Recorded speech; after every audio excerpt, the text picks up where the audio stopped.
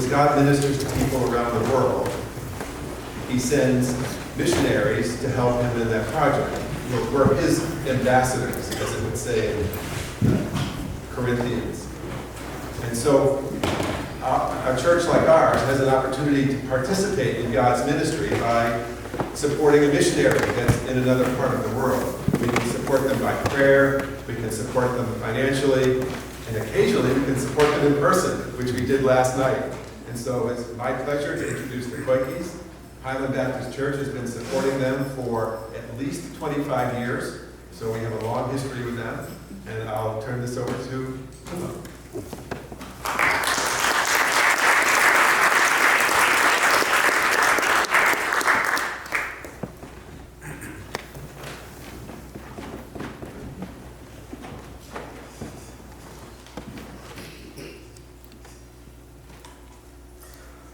Buenos días.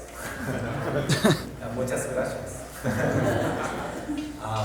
We thank Eric and Ann for hosting us, and we've been known there for a long time. And it's been wonderful. We are spending wonderful time there. Thank you so much. And thank you so much for supporting our ministries and giving and also prayers. And we've been so much encouraged by you. And many things happened in Japan and our family, because we know that you have been praying for us. We can keep going in our ministry. Pastor Tim told me to preach for 2 hours, but I used up all the English words that I know in Sunday school, so I think my preaching will be very short. I hope you can forgive me.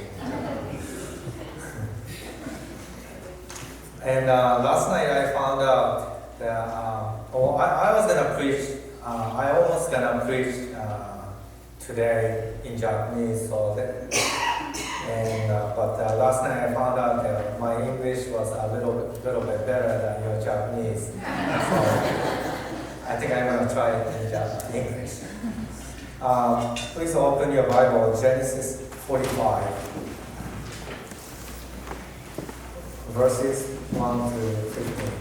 Genesis 45.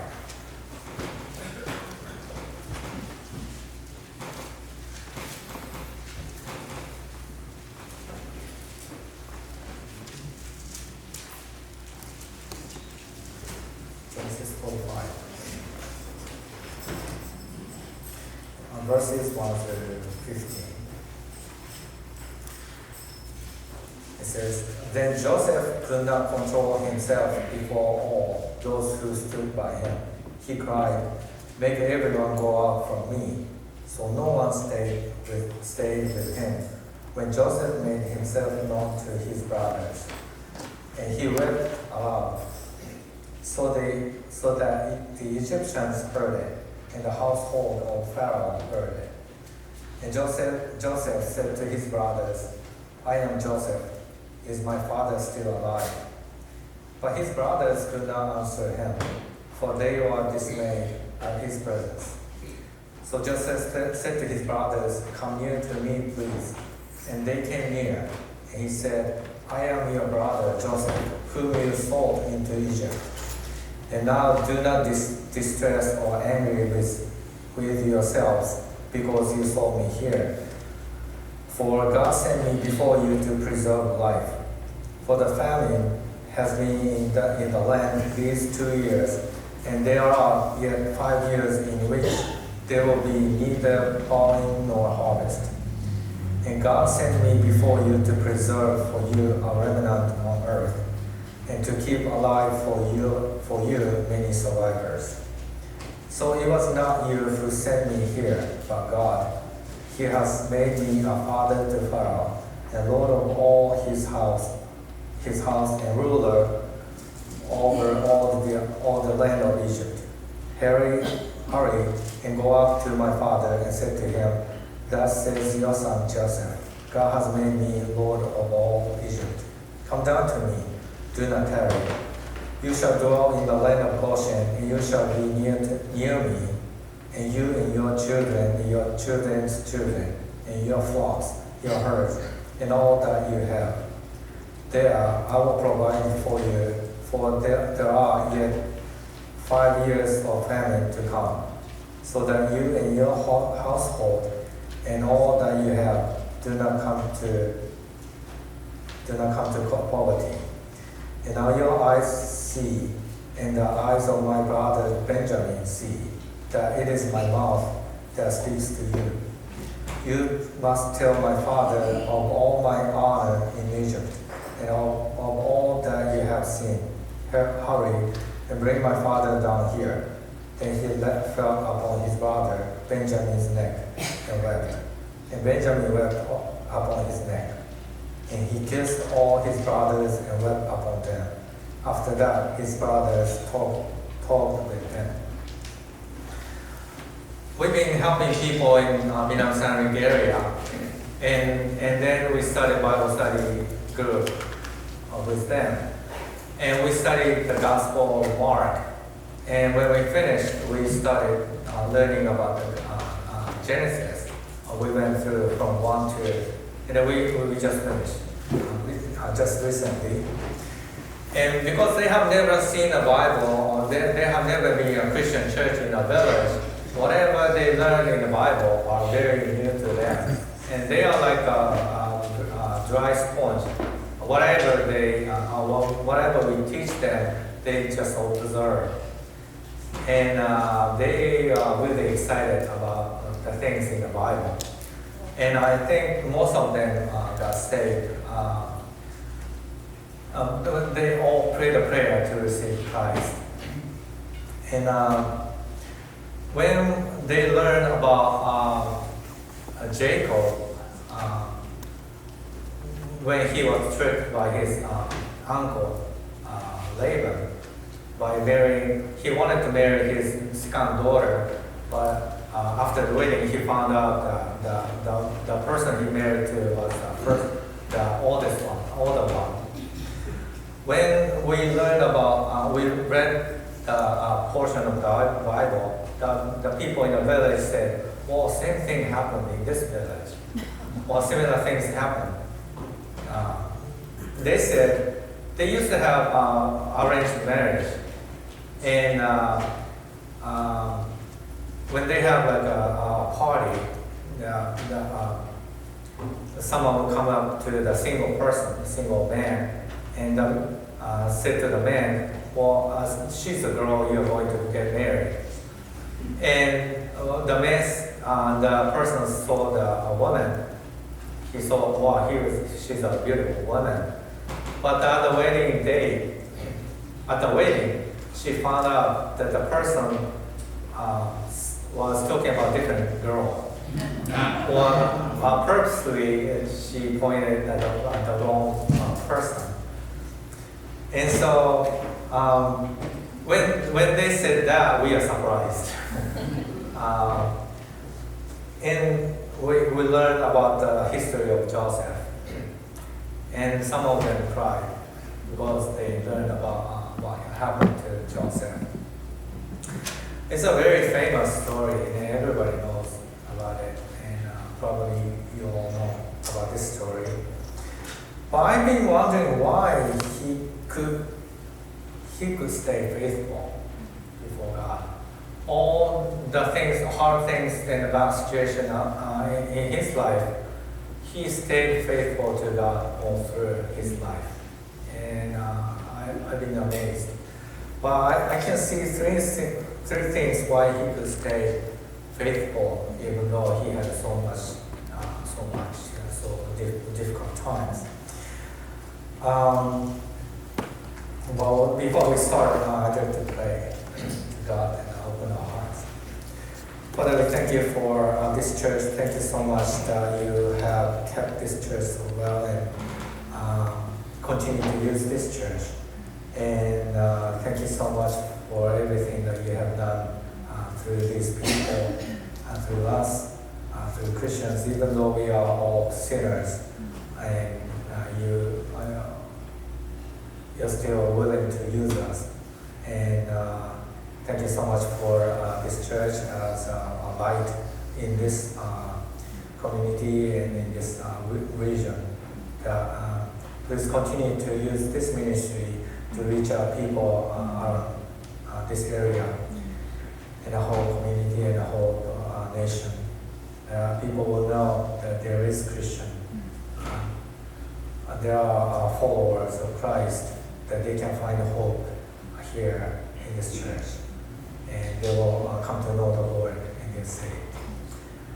Thank you so much for the Bible that you have given us. We will know, we can know your will in our lives. Please teach us this morning that, how we could stay faithful to you and how good we could be in our neighbors around us. Thank you so much for everything that you have done for us. Pray in Jesus' name, amen. He was able to stay faithful, first of all, because he had been faithful in the smallest things. He could stay faithful because he had been faithful in the smallest things since he was very small.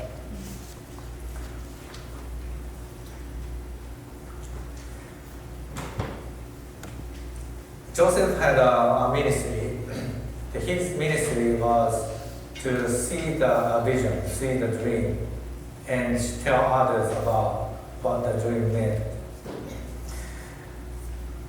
And so when he saw the dream, while he was living with his family, he told the dream about the dream to his brothers, even though that will make them angry. Even though that brings him into a bad, very difficult situation. So he was faithful in doing what he was supposed to do.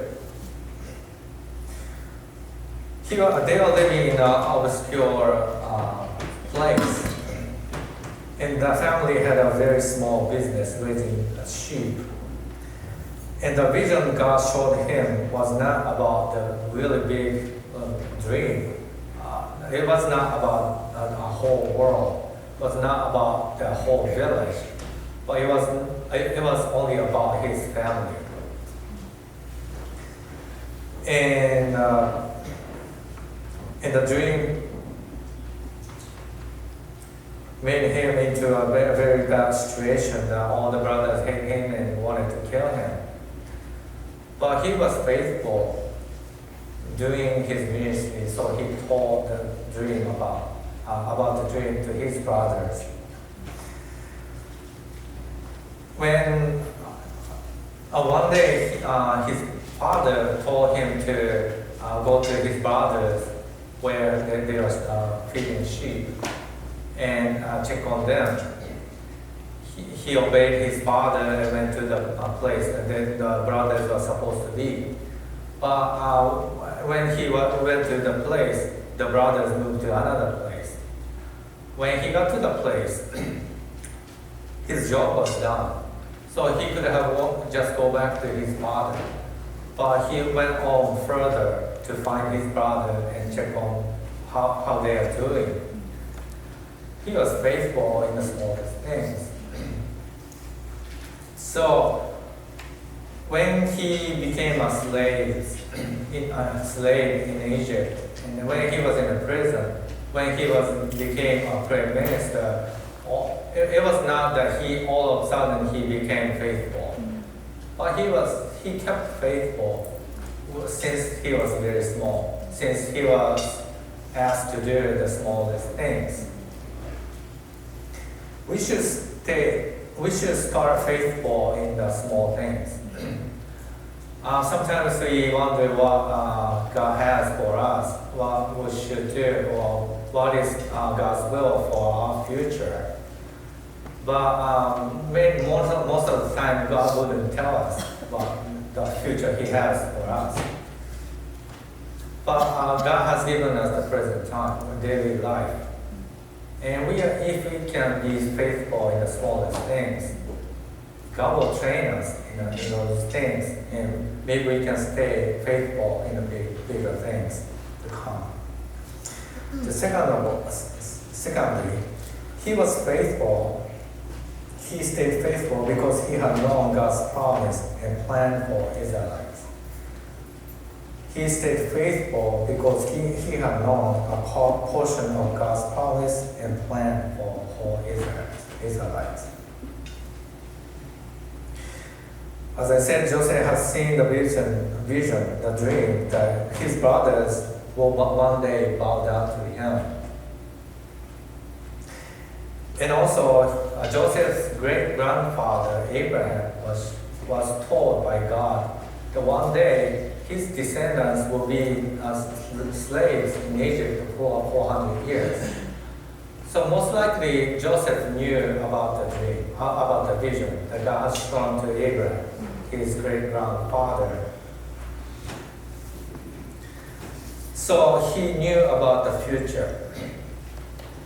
It was not a whole picture, but just a small portion of God's plan. So probably when he was sold to slavery in Egypt, he might have thought that I'll be the first one who will be the slave, in Egypt, and I'll be a slave for all my life, and I'll have children and children's children, and all of them were slaves for 400 years. That he had never thought that he will be a prime minister in Egypt. But because he knew about the prophecy, the future of Israel, and he knew that there is a purpose in God's plan, there is a plan of God, he was able to stay faithful because he knew the future. Sometimes, some churches think that we don't really need to know about our future. Even though some of those are written in the Bible, we can just skip those. We live in the present time, so we don't really need to know about the future. We just need to know how to get saved. But it is not true, because the promises and the future plan of God in the Bible will give us a hope in our life. And when the bad things happen, we can know that is a part of God's plan. And if we go through that, there is a future, a bright future for us. I don't know if it is a true story or not, but I heard that Picasso, the famous painter, when he needed to pay something for something, for rent or something like that, he always used personal check, and he would write the amount of money that he had to pay, and he will sign the check, personal check. But he was going to be a very famous painter, and so somehow he knew that his sign will become more valuable than the actual price that he wrote on a personal check. So that those who received his personal check will never cash it. So the money in his bank account will stay there. I don't know if that's true or not, but that's what I heard. If you know the future, you will act wisely. If you don't know the future, if you don't know if there is God, and if you don't know if God rewards you, you don't need to be faithful. There's no reason why you have to stay faithful. But there is God, and there is God who holds our future. So we know if we can be faithful, if we stay faithful, God will bless us, and on this earth or in heaven. Joseph knows God's plan, the future, so that's why he can stay faithful. Thirdly, Joseph stayed faithful because God gave him the ability. Joseph stayed faithful because God gave him the ability. The decision to stay faithful was on Joseph, but the power to make him faithful was of God. He saw a dream, and he interpreted the dreams, and he did whatever he was supposed to do. He did his ministry, and then those things happened. But it was not Joseph's power to make that things happen. It was of God. He was, ultimately, he became the main prime minister in Egypt. But it was not because of God, his strength or his ability, but because God, that was something God planned. Amen. When we came here yesterday, I made a plan to come to this church, and Pastor Tim allowed me to speak here for 2 hours in my youth. Yesterday, we packed everything and put it in a car, and I started the engine, and the car moved. So I made all the decision to come here, and I just turned the engine on, and I drove. But it was not my own power to bring 4 people here, run like 65 miles per hour. I cannot do it. And I don't think anybody here can do it. It was the power of car and the gasoline in it. It was just the faithfulness of Joseph, and it was caused by his decision that he made. But he was able to stay faithful because God made him faithful. It was of us. It is of us that we make decisions. In the morning, when we wake up, we can pray to God to make us faithful. And it is God that will make us faithful. And He makes all the situations, and He works in every thing around us to stay us faithful. He didn't have a really good family background. But his great-grandfather was Abraham, and he is the father of faith, or the faith. But at the same time, he was a liar. He betrayed his wife. When he went to Egypt, because of the salvation, he said to his wife Sarah, please don't say that you are my wife, say that you are my sister. And so people won't kill me. And so when they went to Egypt, the Sarah was taken away.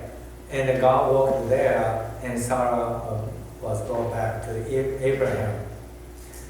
And so God kept Abraham and Sarah. And that was his sin. But he did that twice. Went to another country and did the same things. And the second time, Sarah was pregnant with Isaac. Their oldest son. The situation was even worse. Their son Isaac did the same thing. He said about Rebecca, not his wife, but his sister. And the same thing happened, and God protected them. And their son Jacob was worse. He always tried to trick people. He tricked his brother, he deceived his father, and almost got killed by his brother. And God saved Jacob. And Jacob had 12 sons.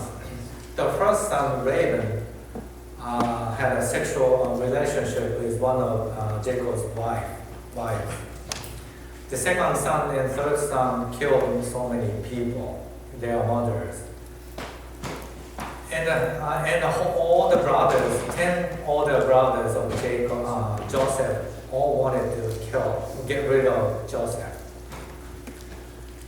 And Joseph's mother died when his younger brother Benjamin was born. He was not in a very good situation. He was in a very bad family. He was born in a very bad family. It was not in the right time to be born. But Joseph stayed faithful. And he went to Egypt. He was brought to Egypt and became prime minister. And because of that, all the Israelites was saved because Joseph became a prime minister in the area.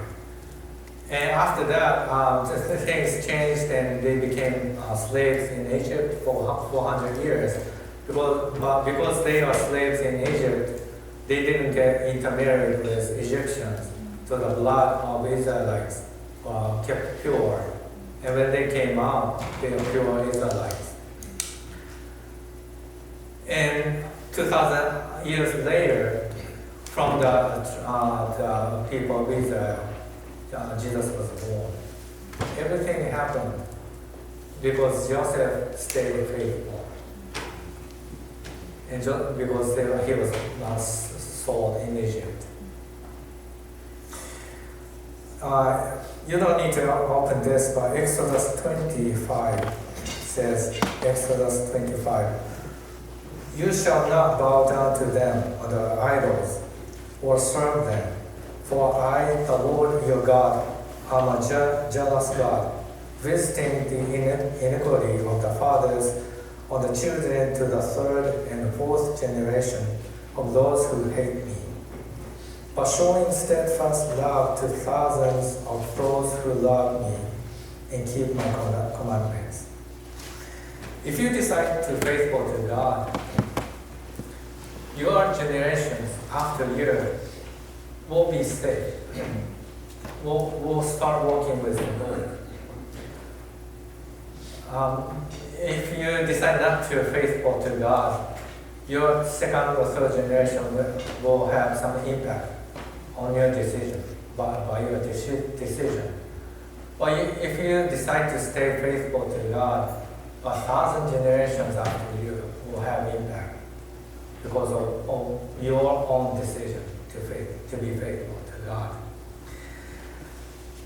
Many things happen to our family, especially to my daughter, my granddaughter.